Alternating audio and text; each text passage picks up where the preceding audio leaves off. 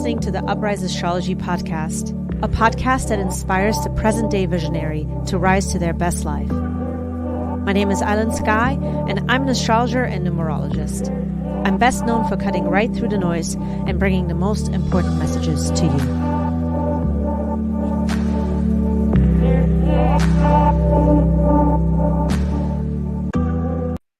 Welcome back to Uprise Astrology podcast, friends. We are live, taking a look at the astrology for all of my Gemini rising friends. If you know that you're a Gemini rising, today's report for the whole month of October 2022 is going to correspond a lot more accurate with your own chart. But if you listen to your sun and your moon sign and you kind of resonate to some of those messages too, you're more than welcome to put a bigger reading together. Now, thank you so much for being here. Let's dive right into today's report. Now, for you, Gemini, a lot of action has been unfolding between your fulfillment and your home life. Mercury started in Libra in your 5th house and then retrograded back into the 4th house, where you have been weighing out the pros and cons of stuff that you're comfortable with and what you are ultimately not comfortable with. A lot of conversations or mindset or conversations have been going towards family and family dynamics and things that are really uncomfortable at this time to kind of still work over, go over, or maybe even past situations that were attached to some kind of grief that sort of created a moment of disruption, something that may have happened with a family member that created sort of a chaos around you. This time is starting to heal a lot more. You're starting to realize that it's healing a lot more. You're starting to realize what you need to know about that situation and what you're now willing to heal and let go and move on. And that is what is sort of coming back online now. A lot of confusion or things that you had to kind of work through or even process. You may have to process through certain things because your reality now looks so different when it comes to your home life and your family situation or things that you were used to from your upbringing that now no longer are the case. And so you are coming back online here. There is a lot that's clearing now in your mind in regards to the themes that I just mentioned. And so Mercury then bringing a lot more awareness between your home life and also your commitment. So Pluto is in your 8th house. What is happening here is that Mercury will trine Pluto in the 8th house at 26 degrees. This is going to happen between your home and your commitment houses. Now, this will have a lot to do with you making further decision on responsibility. Actually, there is a sense of responsibility here or a subject of responsibility with money that is shared with somebody else or money that has been maybe given to you or some kind of set of responsibility, whether that is a piece of real estate or something in the form of like inheritance. This could come up. For some of you, this will have to do with just in general who you feel loyal to. There can be a deep-rooted family dynamics here that will still start to come up. But what is happening is that you have been weighing out sort of what do you need to do about this? Maybe there is some kind of a home project that you had to work on, something that created a little bit of chaos, you know? This could have been another situation. The situations can look many different ways, but ultimately what you are coming to terms with is you're willing to confront this issue. You're willing to take a look at the money situation, at the home situation, the family situation, and people that are tied to it, because a part of you is now wanting to move on and you're feeling quite powerful, actually. You want to bring some truth, and the truth that you know is truthful to you, you want to bring that to the subject. You want to start to dive in deeper to get to the root issue, because a part of you is just tired, maybe exhausted from going over the same scenarios over and over again. So what you're doing is here, you're simplifying the process by just saying, you know, this is it. Like, I got to do this now. You know, if I don't do this now, then when? And that is sort of the situation that comes up here that I'm predicting for many of you. That is why I titled this episode, you know, if not now, then when, because Pluto also then starts to move direct. Pluto has been in your 8th house. This is the house of your deep psychology. This is the house of your intimacy, sex life. This has to do with taxes. This has to do with shared income or some kind of sets of responsibilities where you're committing on a monetary level to somebody else. And oftentimes this can also be the house of attachments, anything that creates sort of attachments in your life. You have been undoing this portion of your life a lot. You know, you have been taking a look at power plays and what it looks like when somebody is abusing power, what the consequences of that are like, and you have been kind of rising to empower yourself. And so what is happening this week is that Pluto goes direct between now and the next several weeks. You are going to regenerate from within. If you felt like things have been sort of in a place of a void, or you have felt like you've been just going over the same scenarios over and over again, don't worry. Things are now moving forward because Pluto is going to move anything out of the way that doesn't belong so that you can regenerate. And that is the invitation that you are receiving at this time, to lead yourself into a place of even more truth, right? Head to toe, like this is you, this is what is up now, and you are going to empower yourself when it comes to money, intimacy, and all the subjects I just mentioned. You are getting a boost of regeneration here. So welcome it is what my prediction is for you. Now, the second week of October, October 9th through the 15th, Mars is going to square Neptune at 23 degrees. Where is Mars for you guys right now? It is in your first house. Mars has entered Gemini, your sign, August 20th, and it's going to stay here for 74 days. So it's going to retrograde as well. We're going to talk a little bit more about that. But Mars in the first house, this is you taking a lot of inventory and action of your ambitions and what your ambitions actually look like. This is you really trying to move your life forward in a new direction. Like you are sort of, a lot of you I'm sensing here, just looking at the chart, you know, sometimes I sense certain things as well. You're just ready to move on. You're ready to make things happen, okay? Now, what is happening here, though, between the first and your 10th house? This is where Neptune is at. It's in your house of career and leadership and administrative work. You're starting to see that there are some things that you have to take care of. But the things that you have to take care of, they will tie into some stuff that you've experienced as far as the impacts of career on yourself. And there are some relationships that are tying into this. Now, why do I say that? It's because we are in Libra season, so it's all about relationship dynamics. Now, the Mars-Neptune square can oftentimes create this sort of strange feeling. Things feel bizarre, you know, things present themselves in a way where all the red flags are going up. Now, this Mars-Neptune square is going on well into November. They're going to start to come exact this week, though, the week of the 9th through the 15th at 23. So one of the things that you want to watch out for is situations with work that impact you, that don't let you sort of move on. There could be something that is circling back around with a work situation or a work dynamic where you have sort of had to suffer of the impacts of your reputation, or how you're presenting yourself wasn't really clear. Like somebody took that situation and kind of twisted it. There could be a nuance of this that comes back, or a past situation that you thought was done. It comes back into the picture.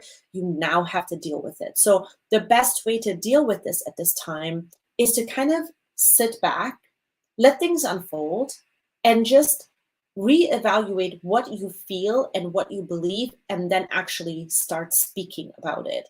Because 23 is a number that is very mentally driven. It's a number that wants to expand.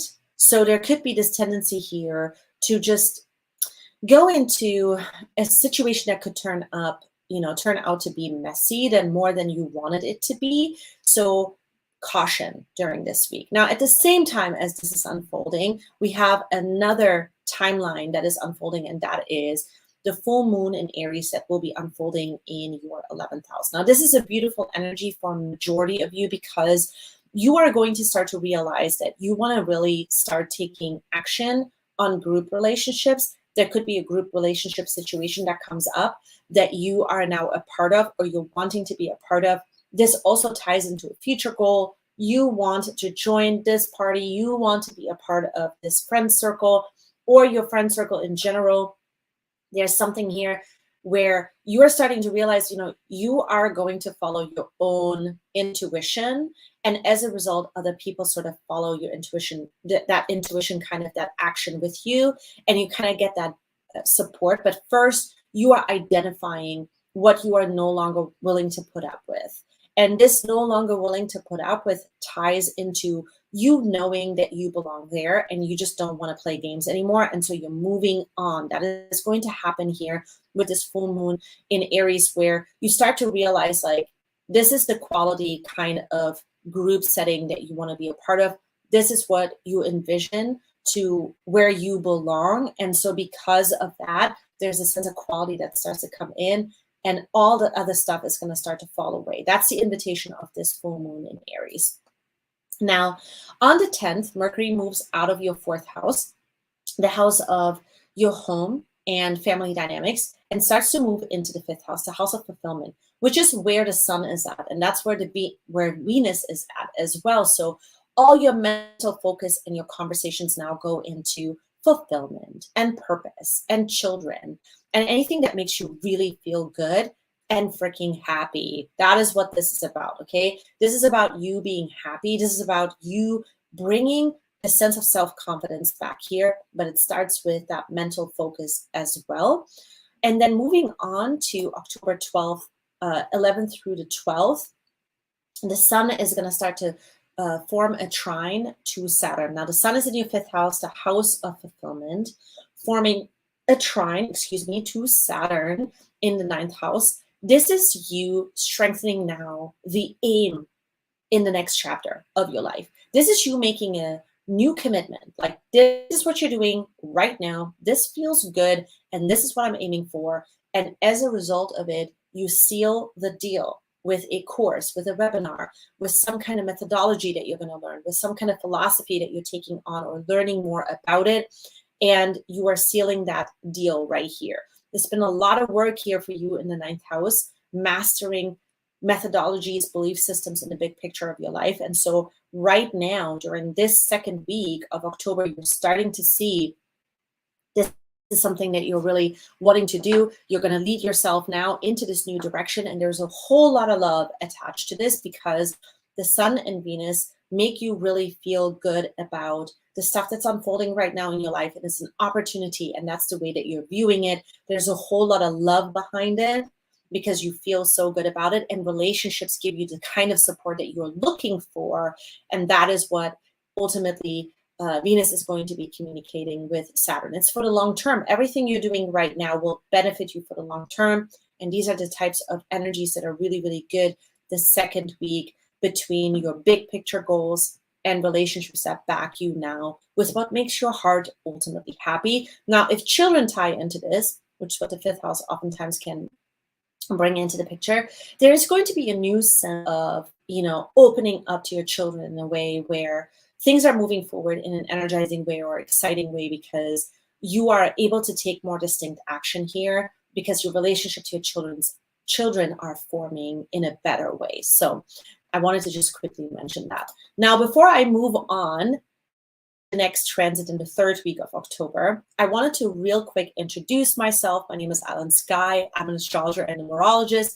I focus heavily on forecasting with the astrology on my channel. I love bringing sort of the immediate future in form of transits and kind of taking a look at what is unfolding in the sky so that you guys are prepared. If you like what you see on my channel, I would love for you to hang out with me, subscribe, ring the bell. Let's be friends, Make sure that you ring the bell, though, because that way it notifies you every time I put out a new video or a message, and you're up to speed with all of it by just ringing the bell. You guys, let's move on to the 3rd week, October 17th through the 18th. The sun in Libra in your 5th house is going to form a trine to Mars in your 1st house. This is you just suddenly realizing that you're back in a way that you had not felt in a really long time. Like, you are leading your way and you're going to take some bold action. If you have been waiting on the kind of energy where you wanted to take the next big step towards the things that you love, enjoying your life, your behavior with yourself, or you just simply just doing you, this is it. This is the week where you will start to realize this is it. Like, I can open up to this now. This is who I am. I'm going to start to move forward. I'm going to start taking, more sort of in a, I don't want to say aggressive, because like when we think of Mars, we can think obviously planet of war, it is an aggression, but it's more about becoming a lot more ambitious about you as a person now and the journey that you're taking on, the chapter that you're on. And it has a lot to do with your fulfillment. It has a lot to do with you feeling purposeful. And it has to do with the situation here that Sun trine Mars is going to be at 24, where you're opening up to a whole new image of yourself. You had not thought about yourself in this kind of a way before. You had not thought about yourself, taking actions in this kind of a way before. And it's very specific because it is fueled from your heart. And that is the key here. There's a whole lot of love again behind it. And you just feel really, really good about it. Now, the last week, it gets really interesting because we're starting to head into the solar eclipse season. What is this about? Well, the Sun-Venus conjunction, the Sun and Venus are going to be together here, coming into that solar eclipse together as well. But from the 20th until the 23rd, the Sun and Venus will be still in your 5th house, finishing up that Libra transit at 29 degrees. And this is really important because there is a moment here that feels incredibly good, where you start to realize that your life and the things that you have wished for that would sort of come to an end, any kind of suffering in form of you feeling happy again, there is a glimpse now that starts to come in that you are headed in that direction. There is a validation. Whenever we have a conjunction like this, especially at 29 degrees, this is you realizing you've mastered something super specific about feeling fulfilled in your life, feeling satisfied, feeling happy. These are the key words here. And so there's a huge realization that starts to kick in that your life could be like this more than just today, more than just tomorrow, okay? It's more for the long term.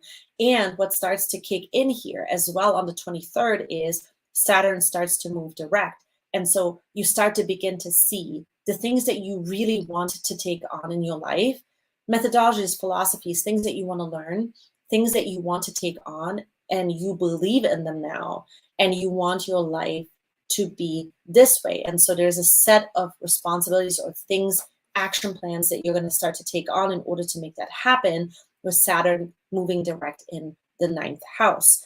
Then what happens after the 23rd is that the Sun and Venus together are going to move out of your 5th house, move into your 6th house, and that's when you're going to start to get really busy. What do you have to protect in your daily lifestyle?